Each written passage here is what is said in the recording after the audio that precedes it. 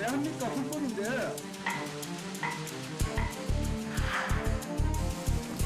반드시 처리되도록 하겠습니다.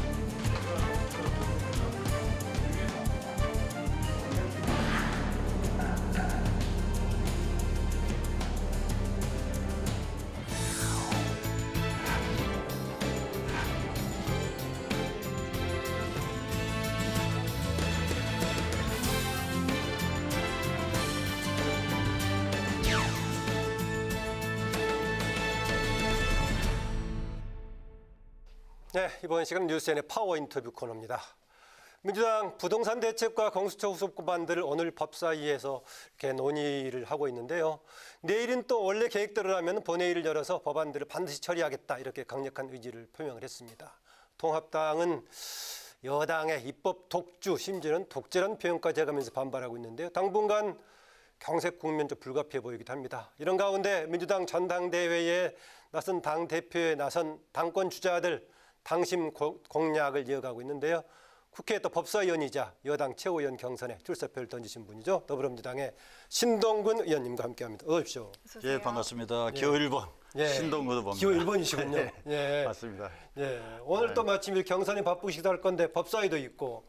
예, 오전에 여가위가 있었고요. 둘 다 지금 바쁩니다. 오후에 또 법사위가 있어서 예. 지금도 막 법사위 막 토론하다 막 바쁘게 왔습니다. 예, 지금 오시기 전까지 법사위 진행 상황 어떻습니까? 여러 가지 법안들 관심이 많은데. 지금 표결 절차에 들어가려고 그러니까 야당은 지금 퇴장된 상태고요. 여당 의원들끼리 찬반 토론을 하고 있는 상태입니다. 그럼 예. 표결은 지금 얘기했던 부동산 후속 법안하고. 예, 오늘은 예, 이제 세 번째 전월세 신고제 예. 부분하고 나머지는 이제 부동산 관련 세제 또 그 외에도 예컨대 감염병 예방법이라든지 아니면 예. 스포츠 성폭력 관련된 뭐 그런 법안들 예. 같이 16건 같이 통과되는 거죠. 예. 지난번 운영에서 통과가 됐던 공수처 관련 규칙은 어떻게 법사위 통과가 됐습니까? 예, 오늘 아마 지금 의결은 어떻게 되는지 아직 확실치는 않지만 아마 예. 통과될 걸로 봅니다. 그러니까 다시 말해서 국회법하고 절차법, 청문회법 뭐 이런 그다음에 운영 규칙에 관한 사항들 통과될 걸로 생각합니다. 그러면은 대체로 지금 토론한 이후에 오늘 법사위 마무리가 되겠네요. 예, 오늘 아마 마무리되고 내일 본회의에 예. 오늘 법안들이 상정되지 않을까 생각합니다. 내일 본회의의 모습은 어떻게 생각하십니까? 야당은 지난번과 좀 다르게 어떤가 좀 대응할 것 같은데. 아마 들리는 말로는 각 법안들에 대해서 다 반대 토론을 예. 일일이 다 하겠다 아마 이렇게 생각하고 있는 것 같고요. 예. 아마 저희도 아마 거기에 대해서 그러면 일일이 찬성 토론을 또 하지 않을까 싶고. 뭐 토론 많은 건 좋지 않습니까? 예. 맞습니다. 국민들이 그 법을 잘 알고 통과되는 것을 갖다가 판단하는 게 중요하시니까요. 예, 필리버스터도 제가 아까 야당 우리 부대변인한테 네. 얘기했지만 최소한 24시간은 좀 주도적으로 할 수 있으니까 또 해볼 수도 있겠네요. 그까지는 잘 모르겠습니다. 예, 왜냐하면 5분의 3 이상이 중단 요구를 하면 중단이 되지만 24시간 지난 이후에 하니까요. 예, 맞습니다. 예. 네, 일단 부동산 입법이 속전속결 처리가 됐는데 그 이유가 뭔지 일단 설명을 해주시죠. 일단 저희가 부동산 대책을 보통 발표를 하게 되면 그 후속 입법이 보통 늦어지거든요. 예. 이게 엇박자가 되면서 사실은 부동산 대책의 효과가 거의 뭐 반감되거나 어떤 경우에는 뭐 거의 소실되는 경우가 상당히 있고요. 그래서 법안의 내용도 중요하지만 법안의 속도가 굉장히 중요하다 이렇게 생각을 하고요.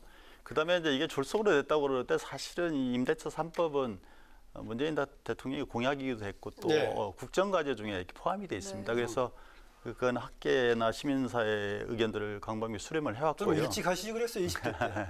좀 그런 요소들이 있죠. 그런 부분이 있고 그래서 이제 이번에는 이게 사실은 부동산 대책이라기보다는 서민 주거 안정 예, 대책의 예. 일환으로 사실은 돼 있는 건데 이게 이제 부동산 대책으로 지금 시기가 맞물리다 보니까 예. 그렇게 이제 인식되고 있는 거죠. 네, 근데 여러 부작용을 부를 수 있다는 시각이 있는데요. 뭐 전세 대란 이야기도 나오고 있고 다주택자에 대한 징벌적 세금 부과다라는 말도 나오고 있습니다.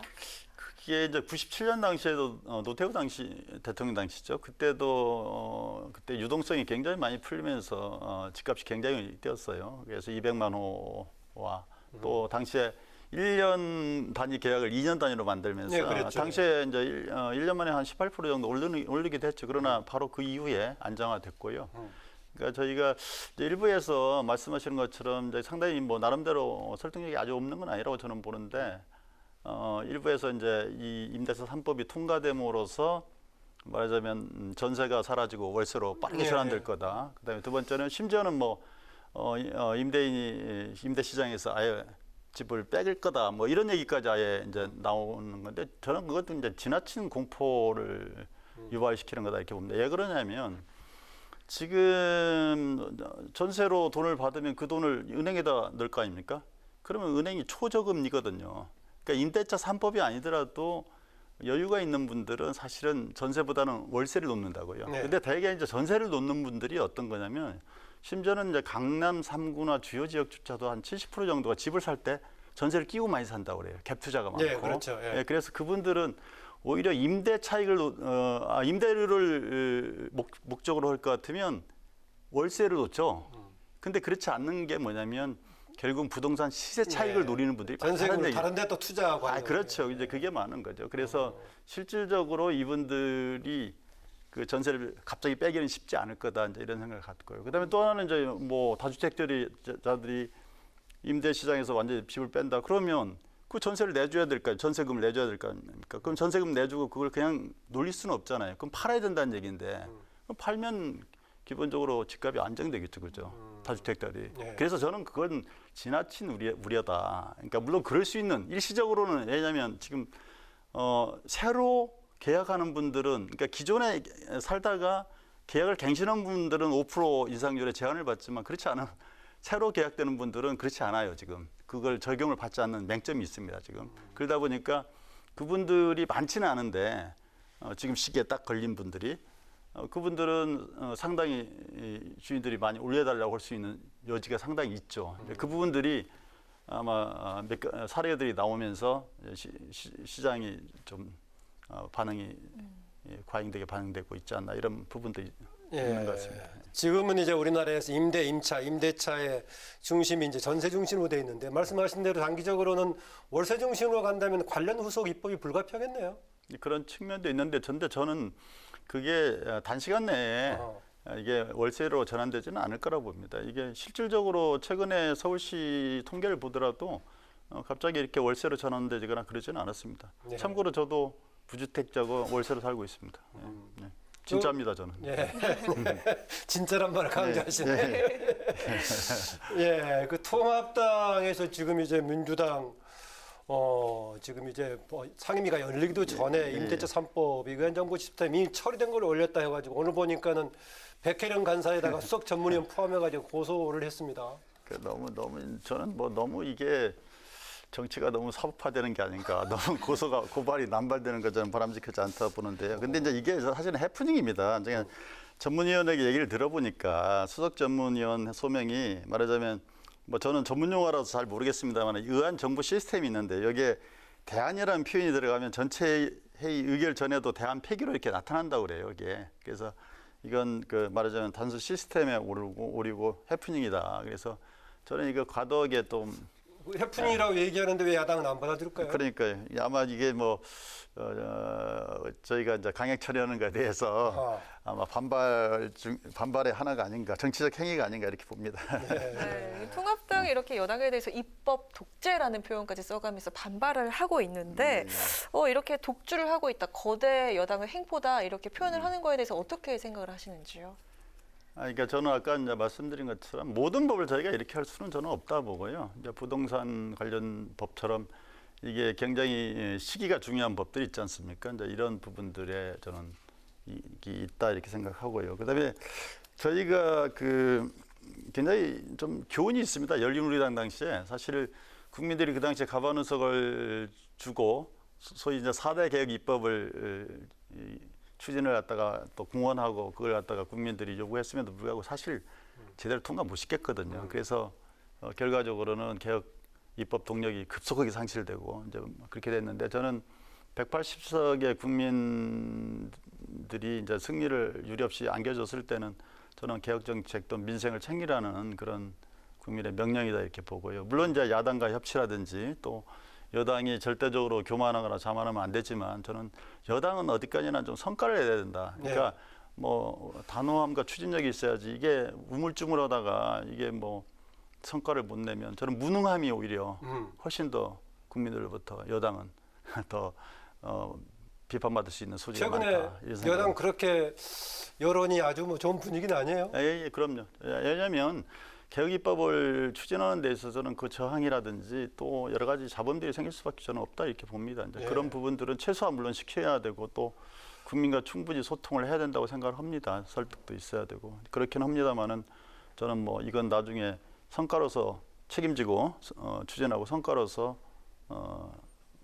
판단 받을 수밖에 없다 이렇게 봅니다. 네, 부동산 문제가 이렇게 크게 쟁점화되기 전에 민주당에서 가장 시급하다라고 했던 것이 공수처 출범을 얘기했습니다. 네, 맞습니다. 발효된 이후에 7월 15일 이후에 바로 해야 된다는 건데 예. 어떻습니까? 이번에 규칙 통과시키고 나면은 나머지 일정 김태년 원내대표가 얘기한 대로 올해 내로 출범시키는 방향으로 쭉 갈 건가요? 그렇게 봐야겠죠. 이제 저희가 공수처법이 어쨌든 간에 뭐 패스트트랙 법안으로 통과되면서 물론 이제 미통당은 거기에 본인들은 동의하지 않았다 얘기합니다만 어쨌든 뭐 통과된 법은 법 아니겠습니까? 네. 그래서 이게 7월 15일 날 이게 말하자면 시행되게 돼 있는데 네. 아직 뭐 추천위원조차도 추천되고 있지 않고 이제 저희는 두 분을 추천을 이미 했거든요. 근데 미통당은 이게 이제 위원회 소지가 한 있어서 분 교체했습니까? 예, 교체했습니다. 예, 교체했고요. 그래서 두 분을 추천했는데 미통당에서는 이게 이혼 소지가 있기 때문에 좀 그걸 보고 하겠다 이러면서 계속 연기를 시키고 있고요. 오늘 이제 후속 법안이 아마 세 가지가 통과될 거라고 봅니다. 이제 국회법, 청문회법, 네. 그다음에 규칙. 예, 규칙인데, 근데 뭐 국회법이나 청문회법은 그건 뭐 당연히 당연한 거예요. 그건 네. 뭐 절차법이니까 그렇고요. 규칙 문제도 저희가 초기에는 좀 규칙 문제는 통합당 굉장히 신경 쓸 건데요. 그거. 저희가 이제 초기에는 이제 우회하는 방법을 찾다가 예. 뭐그 문제는 굳이 손대도 안 해도 된다 해서 삭제를 했습니다. 예. 그래서 저희가 이제 이게 된다 하더라도 이 추천하고 또 실제로 공수처장 청문회해야죠. 또 수사관 또 검사 임명해야 되죠. 우리 상당히 시간이 걸 거라고 봅니다. 예. 네, 국회에서는 여가위 폐지가 거론이 네. 되고 있는데요. 예. 여당이 여가위를 문체위로 통합하는 개정안을 꺼냈습니다. 네. 여가위원으로서 이 부분도 어떻게 보시는지 듣겠습니다. 이제 이게 이제 이렇게 보시면 됩니다. 그러니까 지금 그렇지 않아도 이제 여러 가지 뭐 성폭력 사건이라든지 아주 다양한 사건이 되면서 국민들이 여가에 대한 굉장한 여가부나 여가에 대한 예. 관심이 많이 높아져 있는 상태에서 이게 말하자면 문체위하고 통합을 한다 그러니까 이거 좀 이상을 없애려는 게 아니냐 이제 이런 생각들을 많이 하시는 것 같아요. 근데 저희가 이제 일하는 국회법으로 제1호 법안으로 민주당이 지금 추진을 하고 있는데 이 법에 의하면 월 상임위를 4번 해야 되고 소위를 4번 열어야 됩니다. 그러니까 지금은 뭐 제가 20대 국회 마지막에 문체위 간사를 했습니다마는 1년 동안 저쪽에서 합의를 안 해줘 법안 소위를 한번 열지를 못한 적이 있습니다. 그러니까 이게 말이 안 되는 건데 그러면 실질적으로 저도 법사위를 하면서 여가위를 하고 있거든요. 법사위 굉장히 바쁘잖아요. 그러니까 만약에 월 4번씩 둘 다 상임위와 소위가 열린다면 거의 불가능하다는 거죠. 이게 겸임 상임을 해가지고는. 그래서 오히려 지금 환노위하고 환경부 노동도 지금 붙어 있잖아요. 서로 다른 건데도 불구하고. 그래서 그걸 붙였다고 해서 한쪽 이상을 절하거나 그런 건 아니다. 그러나 이제 문제는 그거에 대한 우려. 그다음에 지금 임명된 선임된 분들은 상임위 위원으로 선임된 분들은 그게 그렇게 되지 않은 상태에서 선임됐기 때문에 예. 예를 들어 뭐 후반기부터 적용한다든지 뭐 여러 가지 좀 대책들이 나오지 않을까 싶습니다. 네, 바로 보완 여가위 대책이. 관련된 여성가족부 뭐 오늘도 비판의 대상이 됐던 것 같은데 예. 야당에서는 주로 여권 인사가 관련된 뭐 성추행 관련 문제에 대해서 뭐 정말 대처 안 하고 있다. 여성가족부가 아니라 여당가족부 아니냐 이런 비판까지 합니다. 예, 뼈아픈 지적이라고 보고요. 뭐 현실적으로 저희가 이제 그렇게 야당이 비판하는 부분 또 국민들이 그렇게 바라보는 시선에 대해서는 저희가 뭐 부정할 수 없는 부분이 있고요. 저희가 이제 그런 부분들은 저희가 철저하게 반성하고 또 새로운 대책들을 만들어야 생각하고요. 다만 이제 이게 이제 예방도 중요하고 또 그 일이 벌어지고 나서 2차 피해들이 그러니까 가해자보다는 피해자들이 또 2차 피해를 받는 그런 부분에 대한 대책도 저는 좀 세워야 되는 게 아닌가 이렇게 생각합니다. 신 의원님은 국회로 오시기 전에 의료 쪽에 치과 의사 출신. 치과 의사 예. 하셨었죠. 그러니까 하셨는데 이제 예, 예. 전당대회 이제 한 달치 안 남았죠. 29일이 이제 마지막 하는 예, 거죠. 하는 맞습니다. 것인데 예. 지금 보니까 또 구호에 보니까 당의 왼쪽 미들필더가 되겠다. 어떤 의미에서 하신 건가요? 그러니까 저는 이제 이번 전당대회 차기 지도부 역할은 세 가지라고 봅니다. 네. 하나는 여러 코로나 위기, 그다음에 그로부터 발생되는 경제 위기 등 여러 가지 어려움들이 있지 않습니까? 이걸 극복하기 위한 위기 극복의 비상 지도부가 돼야 된다 이렇게 보고요. 또 하나는 180석을 만들어줬기 때문에 그 180석을 이끌어서 당 정층이 하나 되어서 네. 말하자면 개혁 작업 또는 민생 과제들을 해결해야 된다. 그리고 세 번째는 그 성과를 바탕으로 해서 선거 승리해야죠. 그죠? 내년 재보궐선거 있고 대선 지방선거가 연달아 있지 않습니까? 그래서 이런 어떤 굉장히 중요한 것을 해야 되는데 그 부분에 있어서 저는 이제 개혁 작업이 굉장히 결국은 대선 승리라는 것도 선거 전략을 다루는 것도 중요하지만 성과를 잘 내는 게 중요하고 그 성과는 결국은 촛불 국민들이 요구하는 부분은 검찰 권력이라든지 이런 개혁이라든지 이런 권력 개혁부터 시작해서 불평등 완화 또 경제 민주화, 뭐 양극화 해소 이런 문제로 저는 완성돼야 된다 이렇게 생각하고 그래서 또 제가 을지로위원회라든지 을들과 함께하는 그런 부분들을 열심히 하고 있어. 이때 을지로위원회 하셨어요? 그리고 또 제가 상대적으로 좀 진보 개혁적 그런 어떤 블록에 속하는 활동들을 많이 해왔기 네. 때문에 뭐 제가 당 대표는 아니기 때문에 센터포드는 아니고 탑은 아니고 아하. 중간에 뭐 미드필더 역할을 하는데 좀 당원과 또 지도부 네. 또 이렇게 연결시키는 그런 미드필더 역할. 그래서 근데 그 질문을 드리려고 했습니다. 또 왼쪽은 또 이 가능하면 진보 개혁적 그런 아하. 왜냐면 우리 당이 스펙트럼이 다양하잖아요. 네. 이쪽에 이제 뭐 다른 의원님들은 또 경제 문제를 집중해서 또 말씀하시는 분도 계시고 또 정치 개혁을 주장하는 분도 계시고 그러니까요. 제가 다 주장하는 것보다는 하나를 내세웠습니다. 가장 열심히 뛰면서 다 연결시키는 미들필더 역할을 하겠다. 그런 의미였겠네요. 공수전환도 열심히 하고. 네, 이제 전당대회까지 쉴 틈 없이 달리실 것 같은데요. 네, 앞으로 선거 운동 계획이 어떻습니까? 일단은 저희가 이제 이 전당대회가 그렇게 돼 있더라고요. 뭐냐면 권리당원이나 또 이렇게 온라인 당원들이 있고요. 또 대의원들이 있습니다. 그래서 또 서로 약간 다른 두 가지 투 트랙으로 이제 되고 있는데 나름대로 뭐 최선을 다해서 그 우선 제가 조금 인지도가 좀 상대적으로 좀 잘 안 알려져서 좀 알리는데 우선 집중해서 활동을 좀 하고 있다는 말씀드리겠고 알면서 좀 알리게 되면서 저는 잘 알고 있습니다. 예, 알고 있습니다. 알리면 상대적으로 저 호감도가 많이 높아지더라고요. 그래서 네. 열심히 뛰려고 하고 있습니다. 인지도와 네. 호감도가 비례하는 것 같다. 예. 네, 그리고 또 차기 지도부가 앞으로 중책을 또 맡게 특히 민주당 되는데 지도부. 네, 차기 지도부가 가져야 할 덕목은 뭐라고 생각하십니까? 그러니까 결국은 아까 말한 것처럼 저는 뭐 이기 극복의 리더십이 저는 있어야 되고요. 또 더구나 집권 후반기가 됩니다. 지금. 예. 그다음에 또 하나는 어쨌든 간에 하여튼 그러니까 위기 관리 능력이라는 게 자꾸 리스크들이 생기니까 이제 그게 굉장히 저는 나름대로 중요한 것 같고 그다음에 또 하나는 어쨌든 간에 저는 좀 선거 승리를 이끌어내는 게 굉장히 중요하다고 봅니다. 왜냐하면 이게 결국은 정당의 목표는 선거를 통해서 승리해서 자기 정당의 말하자면 정당 강령과 정책을 갖다 반영하는 거 아니겠어요? 네. 그래서 승리를 이끌어내는 그런 리더십들이 굉장히 중요하다 이렇게 보입니다. 네, 마지막으로 21대 국회에서 꼭 이루고 싶은 목표 한 말씀 듣고 마치도록 하겠습니다. 예, 아까도 말씀드린 것처럼 저는 좀 을들과 함께하는 그런 정치를 함께 왔고요. 우리가 불평등 해소, 양극화 해소, 또 전국민 고용 안전망까지 포함해서 포용 국가를 만들어내는데 제가 나름대로 역할을 하고 싶다 이런 말씀을 드리겠습니다. 네, 일단은 8월 29일에 있을 전대 경선에서 뭐 원하시는 대로 성과 거두기를 좀 기원합니다. 아유, 그렇게 하겠습니다. 감사합니다.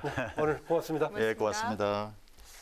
네, 지금까지 뉴스N의 파워 인터뷰 더불어민주당의 신동근 의원과 함께했습니다.